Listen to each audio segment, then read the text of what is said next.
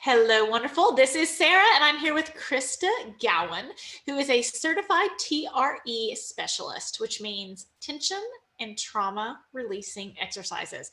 She was with me for part one as we discussed hypervigilance and getting trauma out of your body and your subconscious and your reptilian brain, it's a tricky word to say, and how to know if there is a crocodile or shadow. And getting our bodies, being kind and compassionate with ourselves to get our bodies out of that fight, flight, freeze, fawn arena, and also the wisdom to not spiritually bypass if there's actually a danger ahead. If there's actually danger, we want you to take action against the crocodile. If there's a memory of danger, we don't want that hijacking your nervous system. So if you've not checked that episode out, I highly recommend. And obviously, Christa was so wise and so wonderful that we brought her back for more. Hey, Christa, how are you? Hey, Sarah, I'm great. How are you? Awesome. Tell us a bit about tension and trauma release. Sure. So TRE is so exciting because this is a way that we can actually tap into the body's wisdom to release some of this stuff that's held in your body, right? So your nervous system has a few different pathways built into it to discharge activation, right? And survival hormones. So think about when you hear a loud noise in the middle of the night and it wakes you up with that surge of adrenaline that you get, right? Those survival hormones that get activated when our nervous system detects danger need to be used up, right? And so that's where fight or flight comes in. Mm-hmm. If you think about those, fighting and flighting or running away both require a large amount of energy and stamina to be able to do, right? And that's where those survival hormones come in. But the problem is that oftentimes we don't actually fight or flight our way out of a situation, right? If your boss gives you a tight work deadline and is giving you a hard time, you don't fight your boss. Right? If your spouse is arguing with you, you don't run away, or hopefully you don't run away, right? But you still have that surge of survival hormones in your body. And so one of the ways that your system can sort of use that up and discharge it is through shaking. And so that's what we tap into with TRE, because oftentimes we don't, right? Oftentimes we don't complete that stress response. And instead, those survival hormones kind of stay elevated in our body. And over time, as we experience chronic stress and chronic anxiety and chronic activation, it can really start to lead to some ill effects in our system. And they can kind of become stuck in our physical body. We sort of become stuck in this contracted pattern. And so TRE allows us to tap into that shaking mechanism so that we can start to open that stuff up and allow for some expansion to counteract that contraction and allow some flow to come back into our system. So the way I heard it described, I think it was in Burnout, about female stress responses, the book. And it was about, like, you know, in our ancient culture, there would have been, we're around the fire and then a lion comes and we run away from the lion and then stop. And it's that physical response signals to our body that we did something about the problem. And then now we are safe. Once we stop, we are safe. But when it's a deadline from your boss or a toddler screaming or a unruly, you know, young adult, or a spouse that's always toxic, right? You know, then we never get to the physical response and safety stop, right? So how can shaking, and I'll be very honest, I hold a lot of my tension right here. So do I, actually. Yes. So what are some shaking exercises? Or is that even appropriate? That may not even be an appropriate question. But what are some exercises? And then I want to talk about shaking too, that allows that physical response so we can signal to safety. Yeah. So the TRE modality is a set of physical exercises that we do that then initiate the shaking. So the shaking is something that happens on its own in the sense that it's subconscious, right? So you as the person shaking, have control over starting the shaking and stopping the shaking. You're in control of it happening. Uh-huh. But the shaking itself is sort of self-directed, and it comes from the subconscious survival brain. And we call them neurogenic tremors because they originate in the brain, directing the body to just allow itself to shake and move in whatever way that it needs to sort of complete those stress responses. So when we do TRE, we do these exercises to fatigue and stretch certain muscle groups in the body. Because I'm also a yoga instructor, I tend to see Right. physical movements in terms of like yoga postures. So I actually sort of hybridize these and teach it as like a yoga flow that we do that leads to the same Oh. effect. So Uh-huh. we sort of Uh-huh. practice yoga together, and then we practice this technique that gets the shaking starting in our body. And then we sort of step out of our own way and allow this to just exist in the body, and it starts to reprogram how things have been held. It starts to loosen up areas that are tight with tension. It starts to work on areas that maybe have chronic pain. So like you were saying, you hold a lot in your jaw, which is so true for me too. I have chronic TMJ issues from a lifetime of holding there. And so when I tremor and shake in this way, it starts to release all of the muscles in the back of my head and in my neck and my shoulders that are exacerbating Causing that that, yeah. clenching, Mm-hmm. and it helps all of it to release, right? That's why it's called tension and trauma releasing exercises. I'm curious. This is just like an off the cuff question. Have you noticed a lot of people who do a lot of yoga holding more of their tension in their jaw? Because I'm thinking of like where I do physically exercise a lot and do yoga a lot, many of the other larger muscle groups would probably be stretched and fatigued and work some of that out, but it would be much more difficult to do within the jaw area. Has that been a pattern you noticed? Yeah, that's a good question. It hasn't been with people that practice yoga. It's so in general, there's sort of Uh-huh. hot spots in the body where we tend to Right. hold things, right? And so I think that people just fall into different categories based on what the circumstance was that caused them to sort of, whether it was like a big T trauma or whether that's like just their sort of pattern. For some people, it's the hips. For other people, Mm-hmm. it's the shoulders. Or some people, it's like the Mm-hmm. hips, but also the pelvic floor area. That's Mm-hmm. a really common one with women. Yeah. Yeah. Yeah. Um, and then the jaw and sort of upper neck and head area is another common hot spot, if you will. Yeah. Yeah. It's But no, interesting. I haven't noticed a direct correlation with people that practice yoga. It's interesting because I would do with like yin and stuff with my hips and pelvic floor. Like, there's exercise specifically for that. And I have done Right. some stuff around jaw. I worked with a actress in London, Oh. and she was doing all these like weird, all these like Are mouth you like stretching and working exercises. it out? Yeah, stretching your tongue. And every time I do it, sometimes I'll do it on the way to school with my kids, right? I'm just Mm. driving in the car, which is a great time to like, Right. let's stick Yeah. out your tongue, do the lion's breath. And they're like, what are you doing, mom? And I was like, self-care, kids, Yeah. Join in. Join in. Come on, everybody. Yeah. So what are some, we talked about grounding too. So you have the shake exercises, obviously, when you think about like a grounding exercise, I loved in our last conversation where you talked about finding a color to Mm-hmm. create safety. If it is truly a situation you are safe, and it's just the memories in your head that are picking up toxic situations.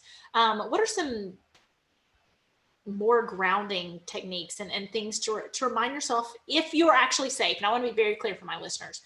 These are not techniques when you're in a dangerous situation to talk yourself out of it being dangerous so you don't have to take action. There's not a crocodile in the room, whether it be this is not, hey, the boss is screaming at you and they've been screaming at you for 10 years and you need to make a new job change and you're choosing not to. And, oh, can you teach me some exercises so I don't let it bother me? That's not what we're talking about here. Okay. Right. This No. is, your boss had a bad day. He's yelling at you. You came home and you can't spend time with your children because you're replaying that in your head the whole day. Mm-hmm. Is that a fair analysis for you? Yes, and that is no, and that's an important distinction to make, right? That this is not about being in actual danger. It's about being in sort of perceived danger, right? We talked in the last episode about the difference between real and perceived. Yes. Yes.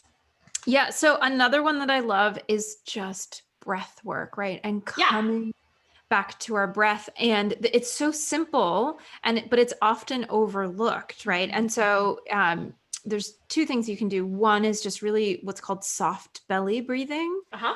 So again, we tend to, and I say we, I'm speaking on behalf of women everywhere, Uh-huh. tend to hold in our stomach, right? And so we're not breathing with the full capacity of our lungs. Instead, we're relying on sort of the top portion of our lungs and in the muscles at the top of our chest here, which really aren't designed to sustain our breath, right? Our breath is supposed to be directed from our diaphragm, and the diaphragm, which is this huge muscle sort of separating the upper half and the lower half of your chest, or excuse me, of your whole torso. That's the word I wanted. The diaphragm is really what we want to be powering our breath. So when we relax, when we breathe with intention and relax and soften our belly to take a full inhale and a full exhale, we're tapping into using the diaphragm and sort of reminding our body that we don't want to be taking these shallow upper lung breaths, right? So that's one that you can do. The other thing that you can do, and these can go easily hand in hand, but intentionally lengthening your exhale. So, and you can do this just mindfully. You can also do it by counting, and you can sort of choose if you want to inhale for 3 and exhale for 6, inhale for 3 and exhale for 7. It doesn't really matter as long as the exhale is longer than the inhale. This actually works to send signals of safety to your body internally, right? And what it's doing is it's changing the way that the signals in your brain are being received to say, it's okay, you can calm down, it's safe to do that. And it helps sort of switch you into this safer nervous system state where you feel more relaxed, where things feel less dangerous, where the crocodile shadows are more easily recognized as just shadows instead of real crocodiles, right? And that's so simple. Your boss yells at you. You can take, I like the brush it off method, right? So you're like dusting off the energy of what happened to you. You could even 10 jumping jacks to say, okay, the lion's gone, 10 jumping jacks. And then a minute of, I do inhaling for 4, exhaling for 8. Probably I used to do, yeah, it doesn't matter. It doesn't matter. Yeah, but just like inhaling for 4, exhaling for 8, that can be a 3-minute process. And the That best part is, oh, sorry, keep going. well, No. that resets you. You have a hard time, a hard morning with your kids, and you drop them off at school, and then you have a big thing at work. That is a 3-minute process to I don't want to say completely reset your nervous system, because I'm not, but it's awfully close compared to scrolling through Facebook. Compared to trying to grabbing a glass of wine, compared to eating a cookie, I mean, these are 3-minute exercises. That whole cycle is a 3-minute exercise to hit that reset button. So you're not yelling at your kids, yelling at a friend who you shouldn't have, yelling at a coworker you shouldn't have, or just stuffing it in. Right. And what I love about that too is that even for myself as a busy mom, which I hate that term, it's such an oxymoron, aren't we all busy? But I can find 3 minutes. Absolutely. To just, and whether you're actually going into work these days or you're at home, like going into the bathroom and closing the door and just doing that for a minute and just giving yourself that space to reset, like you said. And over time, what that does too is it does 2 things. One, it provides relief in the moment, but these kinds of practices actually work to tone your vagus nerve so that over time you're building resiliency as well. So it is 3 minutes now, but 3 minutes twice a day over the length of, the course of weeks starts to mean that you don't even get to that point of feeling so overwhelmed in the first place. Yeah. So it really is powerful stuff. And one thing I want to point out when you talk about the fight, flight, fawn, freeze type situation, because somebody said, oh, what's the healthy version? And I was like, okay, let's be super clear. If there's like a crocodile coming in, the healthy version, your body is made to keep you safe and to get away, or, you know, the fight, flight, freeze, fawn, whether it be your boss yelling at you, the crocodile coming in, your mother always nagging you and never like it, it's an unsafe situation. So those are responses, and clarify if there's anything you want to add or point into, but those are stress responses. Those are not meant to be, this is who you are. Right. Well, that's just it, is stress responses are supposed to be temporary. Yes. Right. Yes. They're designed to send to get your body's attention, to change the situation, whether by fighting and changing it, or fleeing and changing it, or freezing and but they're designed to change the situation. And then your body is supposed to be able to recover from that, have space and time to be able to discharge, to have a completion of one of those activities, to use up those survival hormones, and then also space to recover, right? Our nervous systems are not evolved to live in the world that we live in, right? So often, and I think 2020 has actually shown us this a little bit, as everyone has been forced to slow down, that we sort of realize how overpacked our lives are, right? We go from thing to thing to thing to thing, and we don't allow ourselves time and space for decompression.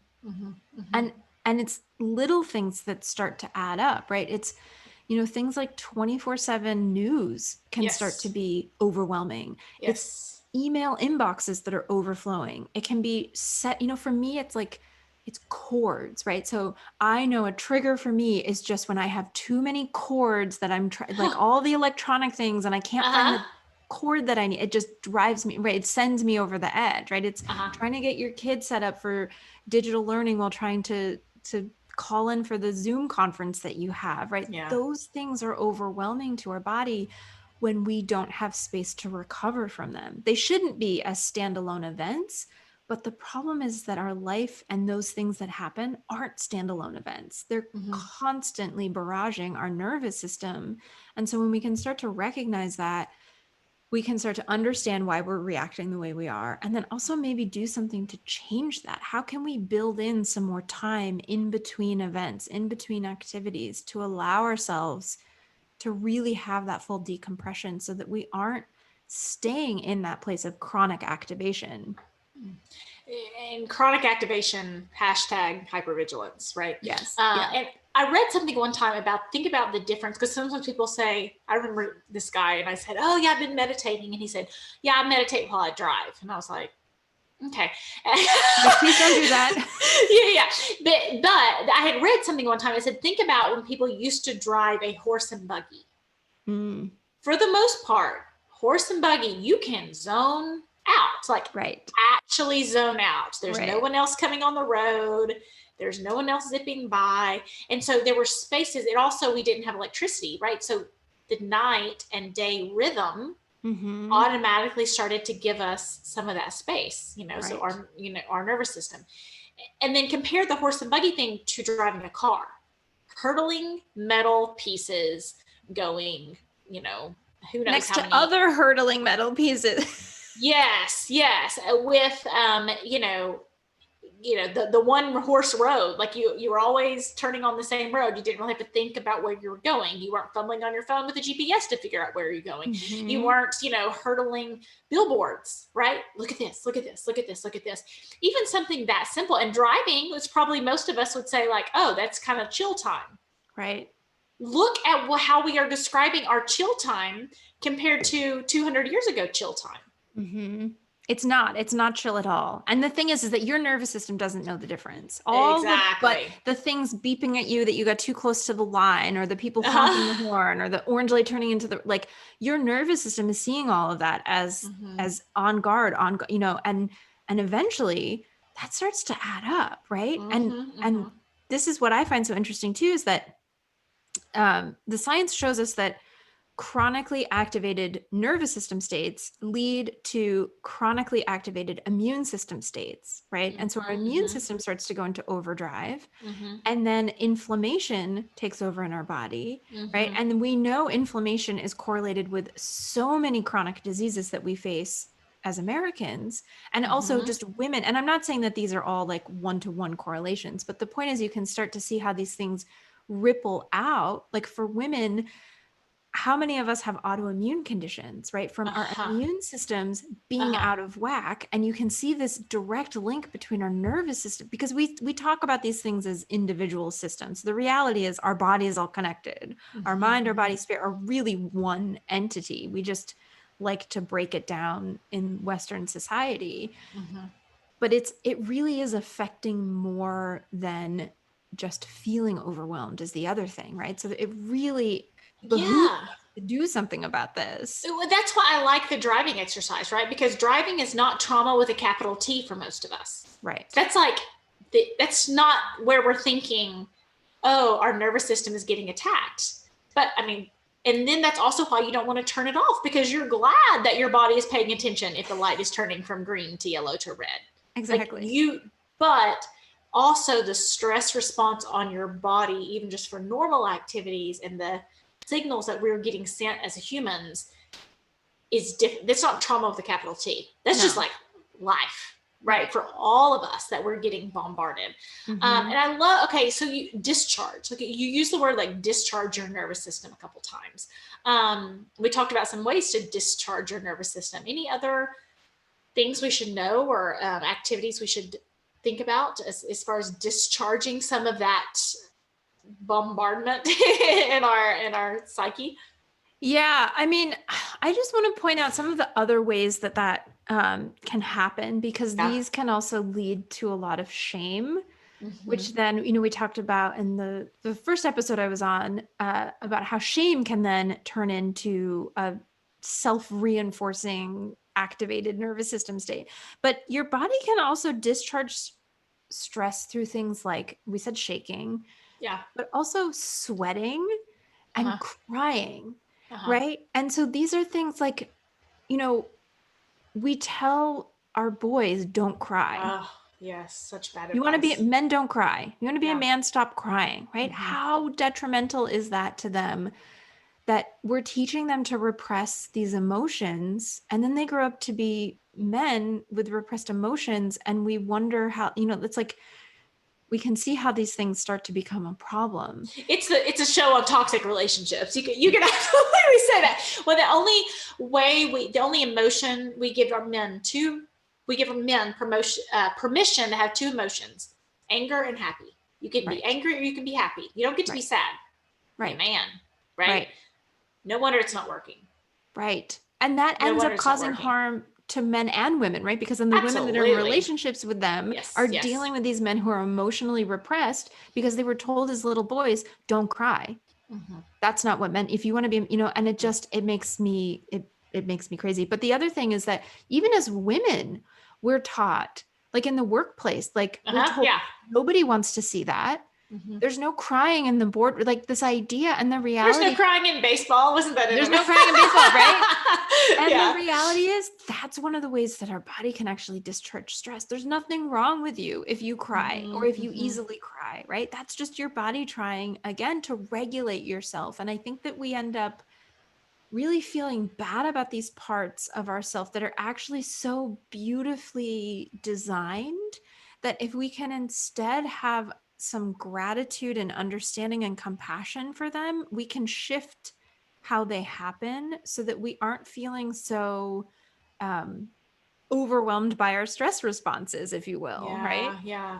I just want to point out again, her language. We don't think about needing to give ourselves opportunities to discharge our stress responses. Discharge your stress responses. I mean, the world throws us stress in our bucket. We need to hit the release valve sometimes and let the water out. So we talked on the last episode about getting to the end of our rope and yelling at people who are important to us, right? And whether it be a new relationship with kids, a stressful situation at work, right? Like, oh gosh, that's horrible, right? When you get to the end of your rope and like lose it at work, and then you're worried about the HR repercussions of that. If you don't discharge, your body's not going to do it for you. or it will do it for you. It will do it for you. You have to do it on purpose. Yeah.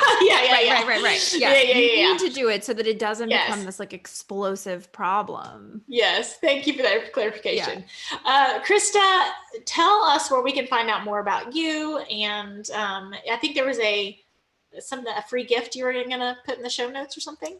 Yeah, so you can find more about me on my website, which is christagowen.com. I also have, and you'll see it on the front page there, but I have what I call the ultimate reset list that's available. And so that's going to give you a bunch of mom-friendly ideas of things that you can do in the moment of feeling overwhelmed to sort of help reset your nervous system. It gives you a range of options from needing things in the moment, or if you have that rare opportunity where you have a handful of moments to yourself, things that you can do that are going to nourish your nervous system. So they're all rooted in neuroscience to really help tone your vagus nerve and get you back to feeling a little bit calmer, a little bit lighter, a little bit brighter, so that you can go back to dealing with everything that you need to in your life.